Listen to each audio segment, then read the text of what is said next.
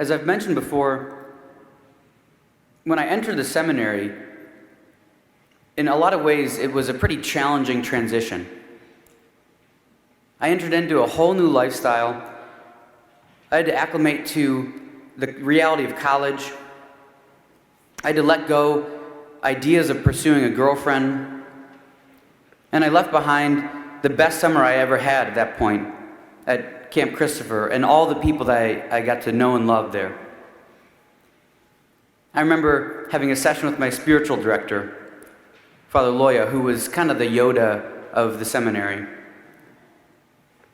He was very wise and always would say profound things, and sometimes things that it would take you time to really grasp. I told him about all the struggles I was going through, and he said, "Do you feel like you're dying?" And I said, "Yeah, kind of." He said, "Good, go ahead and die." That was a dramatic statement that kind of slapped me across the face, but I realized that it was true. Sometimes we simply need to embrace the suffering that we're undergoing in order to truly grow. In our gospel, we see that Jesus did not want to undergo the great suffering that he was about to experience. He strongly desired to give it away, to not have to go through it. But at the same time, we see that Jesus firmly accepting the coming fate, knowing that he had to go through it. He said, "Unless a grain of wheat falls to the ground and dies, it remains just a single grain of wheat. But if it dies, it produces much fruit." Now, this is a beautiful image that signifies a universal human truth. In a sense, Jesus is saying, no pain, no gain. But he's not saying this in kind of a simple physical way. He's not saying, oh, you got to feel pain in order to grow. He's not talking about going to the gym. He's talking about something deeper, about dying to self, which means dying to our desires, allowing that internal pain to happen in order for internal growth. And so Jesus recognized that he needed to die to himself in order to bring about a greater good. Every step of that road to the cross, Jesus offered up desires for comfort, for honor, for rest, physical well-being. He humbly accepted that excruciating journey of suffering and embraced death in a powerful way. And because of that, because of Jesus denying himself, denying his desires, and accepting death, the glory of the Easter miracle was made possible. If Jesus would have given in to his desires, then we wouldn't have the church we have today. We wouldn't have that salvation that we overwhelmingly should be joyful about. And Jesus does this, giving us our salvation, but also giving us an image of how we should live every day of our lives. In order to encounter real joy and real fulfillment, we need to die to ourselves. That is a necessary part of life.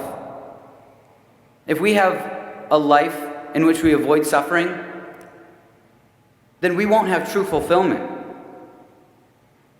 Now, I've seen this in my pursuit of priesthood, but I know all of us here have seen this, whether it's been in school or in our family life. As a student, We need to die to our desire for leisure, for things that we would much rather do, in order to undergo that tedious task of studying, so that we could later excel in life, in the classroom and with those skills beyond the classroom.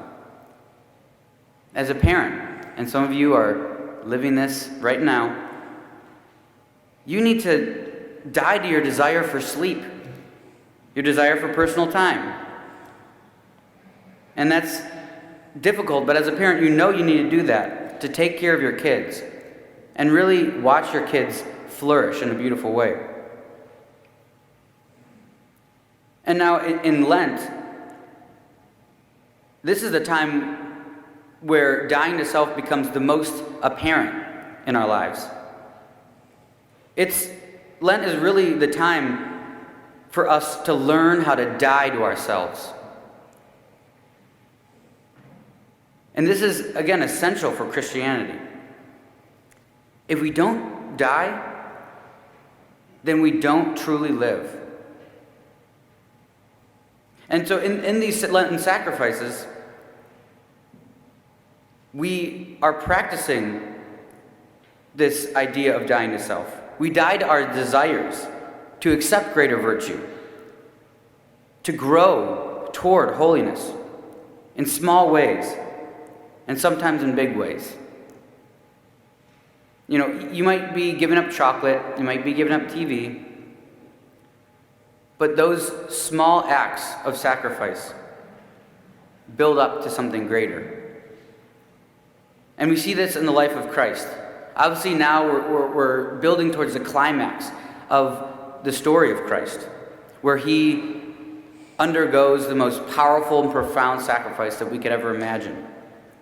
But leading up to that point, we see areas where in small ways Christ sacrifices his desires. His desires for his own well-being, for luxury, for honor, for glory. He sacrifices those. And those are small ways that our human God was able to prepare himself for the cross. And so when we look at our Lenten sacrifices, this should not just make us think about the little things that we're doing, but hopefully, whether we think about it or not, it should prepare us for those more profound things, the more profound areas of suffering that we will undergo. So in your life, where do you see the need to die to self? Where do you see those Lenten sacrifices build you up in virtue? Maybe we're people who are struggling with pride. Maybe we always want to be right. And we need to die to our desire to be right, our desire to be lifted up, to be always the one in charge. And so we must die to ourselves, lay our lives down. Maybe it's for our spouse, for our coworkers, for anybody else that we encounter. And maybe that means saying, you know what? I'm not right, and I'm sorry. Possibly, we feel mediocre. Our life just doesn't seem like it's reaching that capacity that we think it can. There's something lacking. And maybe sin is in the way. Maybe a sense of procrastination is in the way. And there's just little things keeping us from doing and living in a great way. Maybe there's projects in our lives that we want to do, but we're not. Maybe there's passions in our life that we want to follow, but we just find ourselves sitting in front of TVs or scrolling on our phone all day. So that in that case, we need to deny our impulses for guilty pleasures, our desire for laziness, in order to really strive towards something greater, towards pursuing something fulfilling in our life. And I think in a more profound way, maybe there's a loss in our life, or someone has wronged us, and there's this deep pain that we have no control over. And this is probably the greatest sense of pain, something that we can't change, something that seems just to envelop us. And in this case, we die to ourselves just as Christ did, merely standing underneath the cross of Christ and then feeling that pain and having that empathy with Christ on the cross. Knowing that things won't automatically become better, but over time Christ will heal those wounds. And Christ, through that purifying suffering, Christ will give us true joy. So if you feel like dying, I encourage you to go ahead and die. Because by the end, remember that you will rise.